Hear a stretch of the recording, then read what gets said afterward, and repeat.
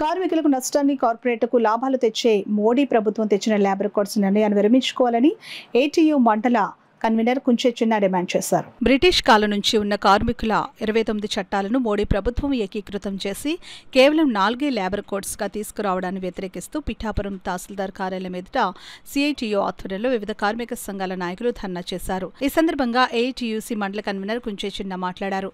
కార్యక్రమంలో పప్పుల Veerababu, K Nageswararao, G Apparao, కర్ణ Vishwanath, D Satyanarayana, Suryanarayana, K మణి, నందీశ్వరరావు తదితరులు పాల్గొన్నారు.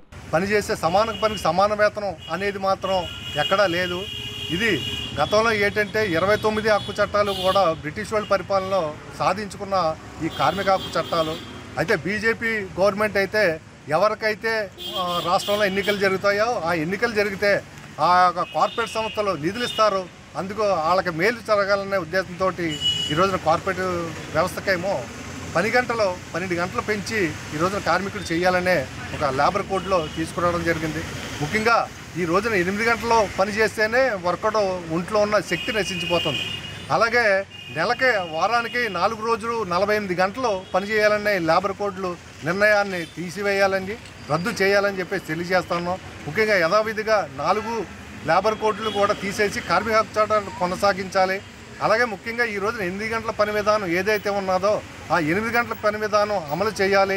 అలాగే మహిళలు కూడా ఈ రోజున పనిచేసే చోట కూడా భద్రత అనేది కరువైంది. ఆ భద్రత ఈ కోడ్లలో కూడా ఆ పనిచేసే యాజమాన్యమే తీసుకోవాలని చెప్పేసి కేంద్ర ప్రభుత్వం ఈ 4 లేబర్ కోడ్లలో కూడా నిక్షిప్తం చేశారు.